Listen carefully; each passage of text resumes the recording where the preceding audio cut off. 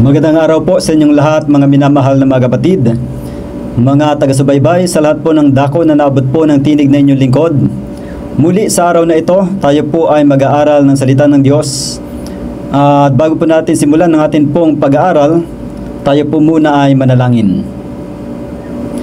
Ama namin na ang tahanan po ay nasa kaitaasan ng mga langit, maraming salamat po sa inyo pong pag-iingat sa bawat isa sa amin. At sa oras na ito, amin pong inihiling ang inyong pong patnubay sa pamagitan ng Banal na Espiritu. Naway kami po ay bigyan ng katalinuhan at karunungang nagmumula sa inyo, at nawang amin pong mga matatalakay ay maging pagpapala sa bawat isa amin, na ito po ay amin pong maisakabuhayan at magkaroon po ng kapangyarihan upang kami po ay baguhin mula sa pag-alipin sa kasalanan patungo sa pagiging malaya at alipin ng katuwiran. Ang lahat pong ito ay amin pong dalangin sa pangalan ng Panginoon Jesus. Amen. Mga minamahal na mga kapatid, mga kaibigan, ang atin pong pag-aaral sa oras na ito ay may kinalaman pa rin po sa atin pong tinatalakay na pagliligtas ng ating Panginoon Jesus. At upang higit nating maunawaan ang gawain ng Diyos na pagliligtas, ay dapat po nating maunawaan kung ano po ang dapat nating maging bahagi sa pagliligtas na ginagawa ng ating Panginoon. Kaya ngayon po ang ating pong pag-aaralan, mga kapatid, ay pinamagatang How can the blood of Christ save the sinner? Paano maaring iligtas ng dugo ni Kristo ang makasalanan? At ang ating pong susing talata ay mababasa sa Hebreo Kapitulo 9, talatang 22. Ganito po ang sinasabi: At ayon sa kautusan, ay halos masasabi kong lahat ng mga bagay ay nililinis ng dugo, at maliban na sa pagkabuhos ng dugo, ay walang kapatawaran.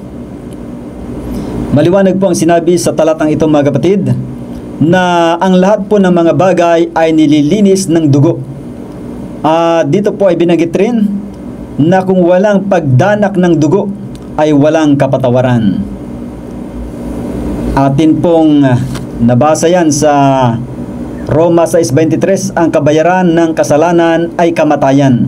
Kaya upang ang kasalanan po ay mapatawad, kinakailangan po ng kabayaran, mga kapatid.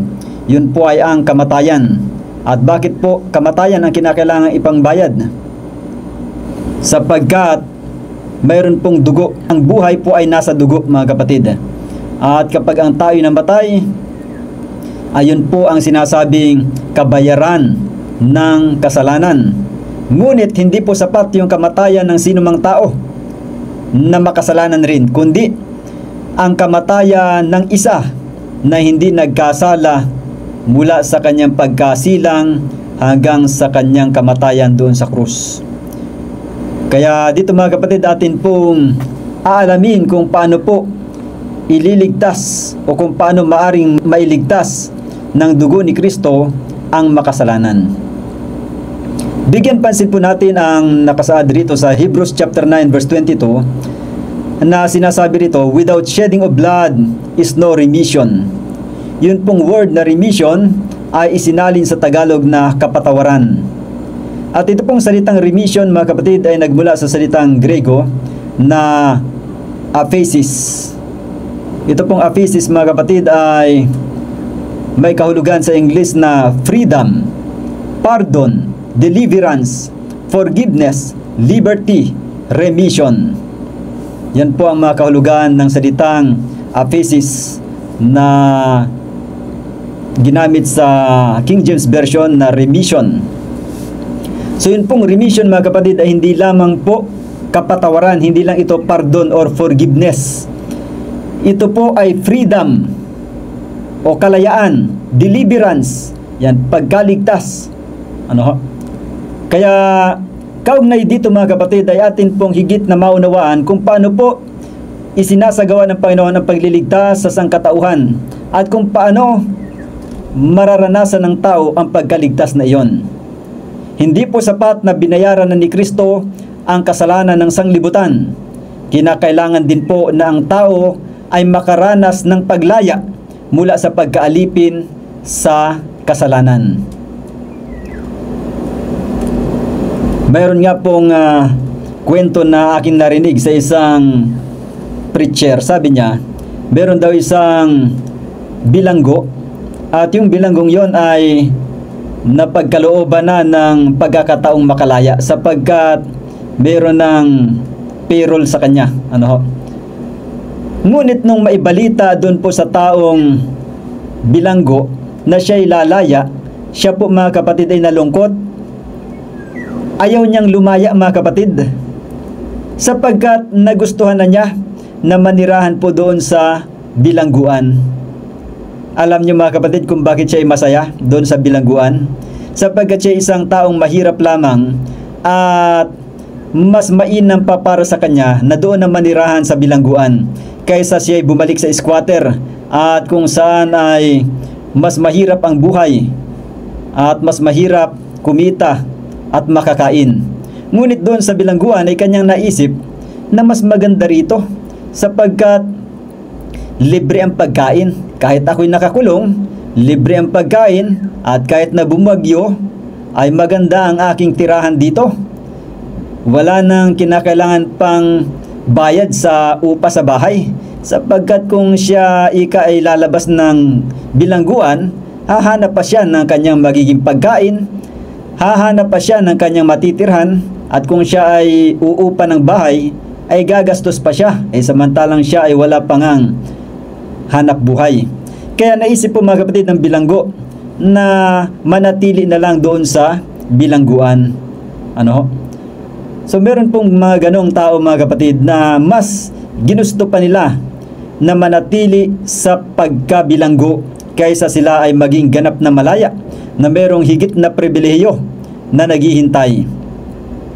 Kaya sa kalagayan po ng tao mga kapatid na napamahal na sa kasalanan, ay mas gusto pang mamatay.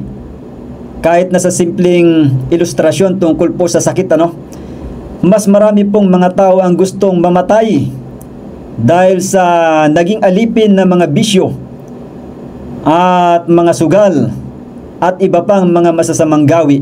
Mas gusto pang gumugol ng panahon, salapi at lakas para sa mga bagay na umaalipin kaysa maging malaya.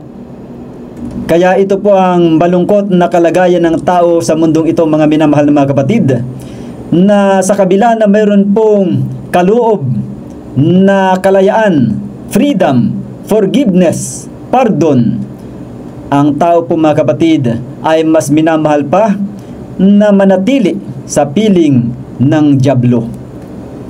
Kaya dito po sa ating pag-aaral mga kapatid ay atin pong tunghayan naman ang naging karanasan ng mga Israelita, na sila ang talagang makikita nating pinakamainam na ilustrasyon ng pagkaalipin.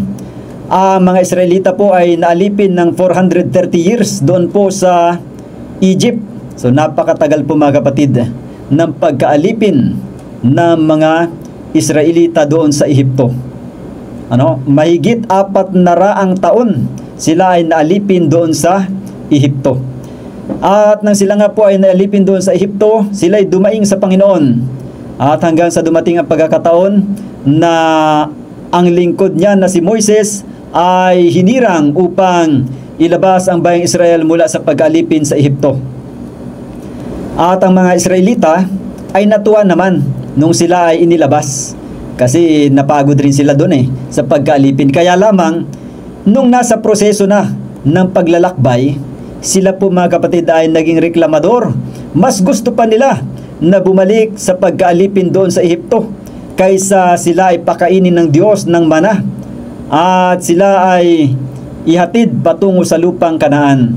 Ang tao po mga kapatid ay reklamador kapag dumating na sa proseso ng pagpapalaya mula sa kasalanan patungo sa ganap na kalayaan.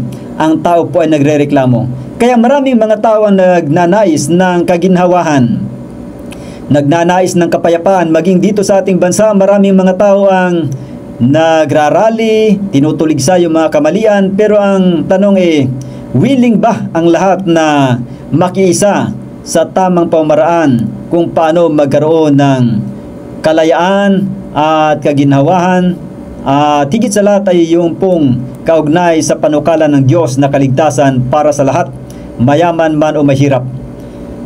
Kaya mga kapatid, ang karanasan po ng mga Israelita ay isang ilustrasyon na atin pong kapupulutan ng aral. Alam po natin na sila ay naalipin sa Ehipto ng 400 taon mahigit. Ngayon, nung sila po ay ilalabas na ng Panginoon mula sa pag-alipin sa Ehipto, ay meron pong tagubilin ng Diyos. Kapag binasa ninyo ang Exodus Kapitulo 12, mula 1 hanggang patuloy, inutusan po ng Diyos ang mga Israelita na sila po ay magpapatay ng kordero. At yung dugo po ng kordero, mga kapatid, ay ipapahid nila doon sa taas ng pintuan, sa gilid at sa taas ng pintuan ng kanilang bahay. At yun po ay palatandaan na kapag darating yung anghel, ay hindi papatayin yung mga panganay na anak doon, mga kapatid. At yun po ibinigay na tagubilin sa mga Israelita, upang ang mapatay lamang nung slaughtering angel ay yun pong mga anak ng mga Egyptian. Ayaw po ni Paraon palisin ang mga Israelita, ayaw palayain. Kaya sabi ng Diyos, sige, kayo ay maglalagay ng dugo sa inyong mga pintuan, sa taas ng inyong mga pintuan, at ganoon din sa gilid ng poste ng pinakang pintuan. At kinakailangan bago maghating gabi ay meron na, dapat na ilagay na yung dugo, sapagkat kung hindi mailalagay, mamamatay yung panganay nilang anak. At hindi lang yung anak na tao, kundi maging yung mga panganay na anak ng mga hayop nila, mamamatay rin. At kasama po ng tagubilin na yun, mga kapatid, bago sila aalis mula doon sa Ehipto, ay kakain sila ng mapapait na mga gulay. At kakain sila ng tinapay na walang libadura. Yan po yung tatlong pagkain na kakainin nila doon sa tinatawag na Passover. Yun ang ibig sabihin ng Passover. Sila po ay lalabas mula sa pag-alipin sa Ehipto, at sila po ay lalampasan lang nung anghel na pumapatay ng mga panganay. Lahat ng mga panganay na walang dugo doon sa pintuan ng bahay, mamamatay po lahat. Ngayon, mga kapatid, doon po sa tatlong pagkain na bumubuo doon sa mga pagkain ng Pasko o Passover, ay naroon po yung Paschal Lamb, yung kordero ng Pasko. At pangalawa na nga ay itong tinatawag na bitter herbs. Yun pong mapapait ng mga gulay. At ang isa pa po ay yun pong tinatawag na tinapay na walang libadura. Kaya mga minamahal na mga kapatid, hindi po sapat na meron pong dumanak na dugo. Hindi sapat na sila nagpatay ng kordero o yung Paschal Lamb. Kung hindi nila yun ilalagay doon sa pintuan ng kanilang bahay, ang panganay nilang anak ay mamamatay, mga kapatid. Ay maraming panganay ng mga anak ang mga Israelita. At kung hindi po may lalagay yung dugo, ay tiyak na kamatayan ang patutunguhan ng kanilang anak. At kahit na mayroon pong dugo na ipinahid doon sa taas ng pintuan, kung yung panganay namang anak ay wala doon sa loob ng bahay, ay mamamatay rin po siya, mga kapatid. Kaya hindi po sapat na mayroong pinatay na hayop kung hindi naman nila ipinahid yung dugo doon sa pintuan, sa haligi nito at doon sa taas nito na poste nito, ay hindi po magkakaroon ng bisa yon upang maligtas sa kamatayan ang kanilang panganay na mga anak. Kaya mahalaga po yun pong pagsunod sa instruction, mga kapatid. Tandaan natin yung merito ay na kay Kristo, pero yung pagsasagawa ay kinakailangan gampanan ng tao. At isa pang kaugnay rito, mga kapatid, doon sa ginagawa nilang Passover noon, yun pong binabanggit sa Exodus 12 talatang 43, there shall no stranger eat thereof. So wala pong taga-ibang lupa nakakain nung mga pagkain sa Paskwa, yung Paschal lamb at yung bitter herbs at yun pong unleavened bread. Ang tanging kakain lang nun ay yun pong mga citizen ng Israel. Nung makalaya na sila mula sa Ehipto, ipinagpatuloy po nila yun pong gawain na yan ng Passover, at ang pwede lang kumain yan ay yun pong mga Israeli citizens. At kahit na may mga taga-ibang lupa, upang sila maging citizen ng Israel, kinakailangan silang tuliin. At pwede na rin silang makiparticipate dun po sa tinatawag na Passover, mga kapatid. At yun pong Passover, mga kapatid, ay paggunita sa paglaya na kanilang naranasan. Yun po ay paggunita sa pagliligtas ng Diyos sa mga Israelita mula sa pagkaalipin sa Ehipto. Yan po, mga kapatid. Kaya doon, mga kapatid, ay atin pong maunawaan na yun pong kordero doon, mga kapatid, ay sumisimbolo kay Kristo. Sa Juan 1:29, sinasabi roon na kinabukasan nga ay nakita ni Juan si Jesus na lumalapit sa kaniya, at kaniyang sinabi, narito ang kordero ng Diyos na nag-aalis ng kasalanan ng sanglibutan. So si Kristo po yung nagpapatawad.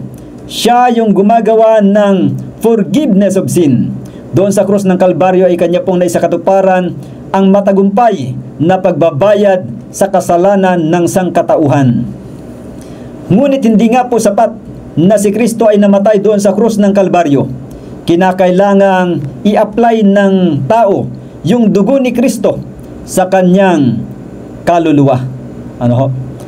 Kinakailangan sampalatayanan ng tao yun pong kapangyarihan ng dugo ni Kristo. Ano pa? Kinakailangan ang tao ay humiwalay mula sa kasalanan, mula sa kasamaan. Kaya nga yung mga anak na lalaki na mga panganay, o kahit na hindi lalaki, basta panganay, sa panahon ng Israel na ipinag-utos yun pong sa Passover, kinakailangan sila ay umalis, humiwalay sila mula doon sa mga Egyptian, at sila ay pumasok doon sa bahay nila, sa kanilang mga bahay kung saan ay ipinahid ang dugo ng kordero. Sapagkat kung wala sila sa loob ng bahay kung saan ay naroon yung dugo ni Kristo, ay hindi po sila makakaranas ng kaligtasan, mga kapatid.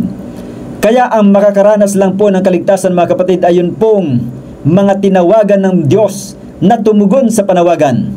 Kaya nga meron sinasabi sa Mateo, many are called but few are chosen. So yun pong tinatawag, mga kapatid, na pagkaligtas mula sa pagkalipin sa kasalanan, ito po ay mararanasan lamang ng mga taong tumugon sa panawagan ng ating Panginoon. At sila bilang mga tumugon ay pinili rin naman. Kaya sila po ang maja-justify. Sila ay makaranas ng justification o pag-aaring ganap. Pero sa mga taong nakaalam ng mensahe na si Kristo ay namatay doon sa krus ng Kalbaryo, pero hindi tumugon, hindi pumasok doon sa panawagan, kasi sa Biblia meron pong parabola o talinaga ang ating Panginoon Jesus na meron pong panawagan sa piging. Yung piging, mga kapatid, ay yan po yung panawagan ng kaligtasan para sa lahat ng tao. Yun pong hindi tutugon ay hindi makikinabang doon po sa biyayang kaligtasan. Kaya hindi po sapat na atin lang malaman na si Kristo ay namatay doon sa krus ng Kalbaryo. Kinakailangan din po nating tanggapin yun pong dugo ng ating Panginoon Jesus. I-apply natin sa ating mga kaluluwa, ating sampalatayanan, ang ibig sabihin, mga kapatid. Kasi hindi naman natin kinakailangan magpunas pa ng dugo ngayon sa ibabaw ng ating mga pintuan. Ang kinakailangan po natin ay sampalatayanan yung merito o kagalingan ng dugo ni Kristo. At kasama nito ay kinakailangan din tayong kumain ng mga mapapait na mga pagkain. At ang application niyan, mga kapatid, yun pong tinatawag na contrition. Ibig sabihin ay yung pong labis na pinagsisisihan yung kasalanan.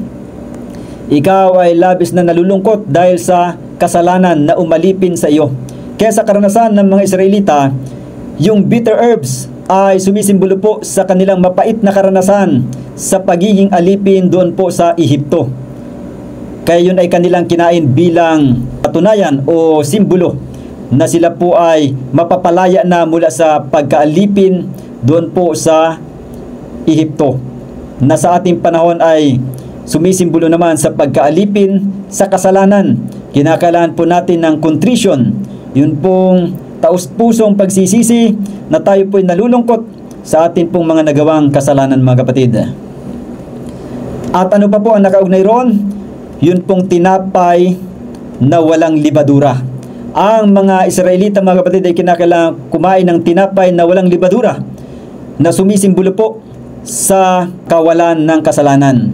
Ibig sabihin yun pong leaven o yung libadura, yan po ay sumisimbolo kasi sa kasalanan. Ano ho?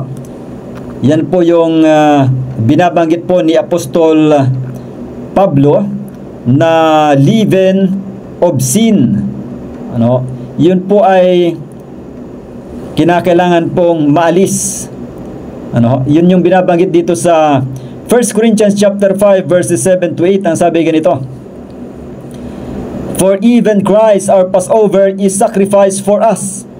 Therefore let us keep the feast, not with old leaven, neither with the leaven of malice and wickedness, but with the unleavened bread of sincerity and truth.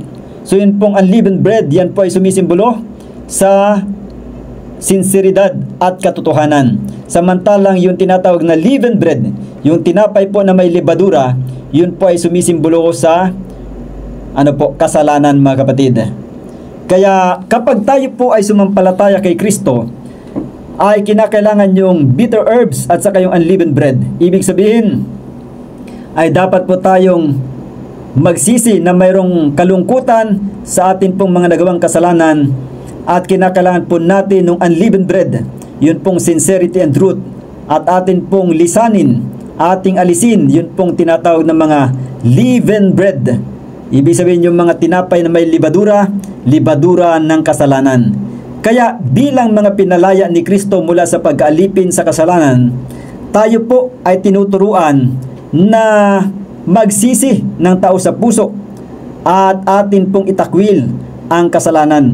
Hindi tayo matutuwa, hindi tayo malulugod na maging alipin pa ng kasalanan. Kaya nga sinasabi sa Roma chapter 6, ganito po ang sinasabi sa verse 1 ng Romans chapter 6 hanggang verse 2. Ano nga ang ating sasabihin? Magpapatuloy baga tayo sa pagkakasala upang ang biyaya ay makapanagana? Huwag nawang mangyari. Tayong mga patay na sa pagkakasala, paano nga tayong mabubuhay pa riyan? Yan, ipagpatuloy natin dito sa verse 12. Ang sabi po ay ganito: Huwag ngang maghari ang kasalanan sa inyong katawang may kamatayan, upang kayo'y magsisunod sa kaniyang mga pita. Sa verse 13, At huwag din naman ninyong ihandog ang inyong mga sangkap sa kasalanan na pinakakasangkapan ng kalikuan, kundi ihandog ninyo ang inyong sarili sa Diyos, na tulad sa nangabuhay sa mga patay, at ang inyong mga sangkap na pinakakasangkapan ng katuwiran sa Diyos. Yan po, mga kapatid, ang sinasabi rito, no? Sa verse 14 pa, sapagkat ang kasalanan ay hindi makapaghahari sa inyo, sapagkat wala kayo sa ilalim ng kautusan, kundi sa ilalim ng biyaya. Ito po ang sinasabi rito, mga kapatid, na tayo po ay pinalaya na mula sa pagkaalipin sa kasalanan. Ano ho? At bakit sinasabi rito ang sin shall not have dominion over you? Yan ang kasalanan na hindi na makapaghahari sa atin, sapagkat si Kristo nga po ay nagpalaya na. Pinalaya na niya tayo mula sa pagkaalipin sa kasalanan. Sinasabi rito, for ye are not under the law, but under grace. Ibig sabihin, tayo po ay binayaran na ni Kristo mula po doon sa kaparusahan. Yung pong hatol na kamatayan ay binayaran na po ni Jesus, kaya tayo po ay wala na sa ilalim ng penalty ng kautusan. At wala na rin tayo doon sa ilalim ng tinatawag na yung Mosaic law, na tinatawag na ceremonial law. yung mga sacrificial system, wala na rin tayo doon. Kundi tayo po ay nasa ilalim ng biyaya. Binayaran na tayo doon sa penalty na kamatayan. Kaya yung naranasan lang natin ngayon ay yung pong natural death. Pero doon sa second death, tayo po'y binayaran na ni Kristo. Tinubos na ang lahat ng mga tao sa pamagitan ng kanyang mahalagang dugo. Kaya bilang mga tinubos at pinalaya mula sa pagkaalipin sa kasalanan, ay nais po ng Diyos na tayo mamuhay ng malaya, na tayo maging alipin ng katuwiran, hindi ng kasalanan. Kaya dito po mga kapatid ay atin pong dapat na pahalagahan yung dugo ni Kristo na kanyang pinangbayad para sa atin. At sa pamagitan ng kanyang dugo, tayo po ay inaaring ganap. At yun nga, ang dugo na yon ay hindi lisensya upang tayo magpatuloy sa pagkakasala. Kaya sabi rito sa Roma 3:24 at 25, palibhasa'y inaring ganap na walang bayad ng kaniyang biyaya sa pamagitan ng pagtubos na nasa kay Kristo Jesus, na siyang inilagay ng Diyos na maging pangpalubag loob sa pamagitan ng panampalataya sa kaniyang dugo upang maipakilala ang kaniyang katuwiran dahil sa hindi pagpansin sa mga kasalanan na nagawa ng nagdaang panahon sa pagpapahinuhod ng Diyos. Kaya dito po mga kapatid ay maliwanag pong nakasaad na yun pong dugo ng Panginoon Hesus ang mayroong kapangyarihan na tayo po ay mabayaran mula sa pagkakasala. At tayo nga po binayaran na ni Panginoon Hesus, yun pong atin pong penalty para sa atin mga kapatid. Kinakailangan po natin na pahalagahan yung dugo ni Kristo, na ito po ay hindi nagpapahintulot na tayo po ay magpatuloy sa paggawa ng masama, kundi tayo ay maging alipin ng katuwiran. Kaya bilang panghuling passage ay babasahin natin itong nakasaad sa Patriarchs and Prophets, page 279, paragraph 1. Ang sabi rito, by obedience the people were to give evidence of their faith. So all who hope to be saved by the merits of the blood of Christ should realize that they themselves have something to do in securing their salvation. While it is Christ only that can redeem us from the penalty of transgression, we are to turn from sin to obedience. Man is to be saved by faith, not by works. Yet his faith must be shown by his works. God has given his Son to die as a propitiation for sin. He has manifested the light of truth, the way of life. He has given facilities, ordinances, and privileges. And now man must cooperate with these saving agencies.